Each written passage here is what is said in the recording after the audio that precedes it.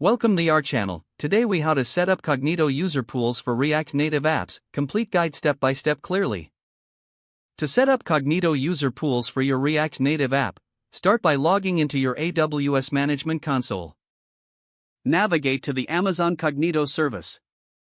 Choose Manage User Pools. Click on Create a User Pool.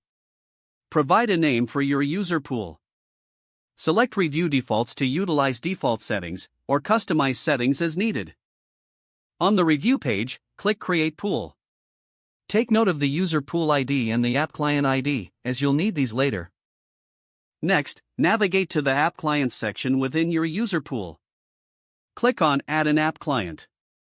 Enter a name for your app client. Uncheck the option to generate a client secret if you're using React Native. Set the other necessary options according to your requirements. Click Create App Client. Now, go to the Domain Name section to set up a domain for your user pool. Enter a unique domain name for your application.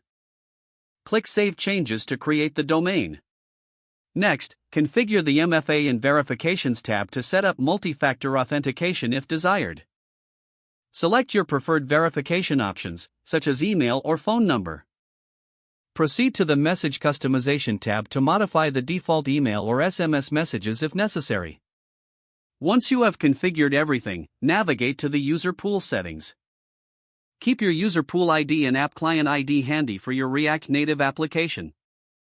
Now, move to your React Native project.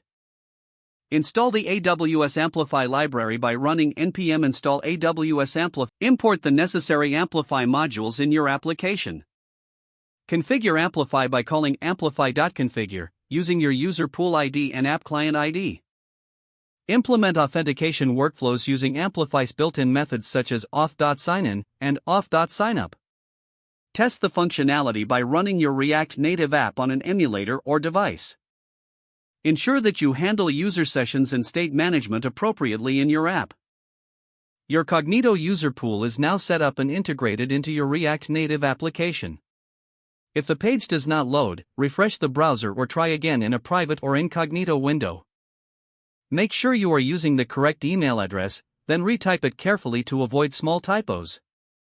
If your password is not accepted, use the reset option and create a new strong password you can remember.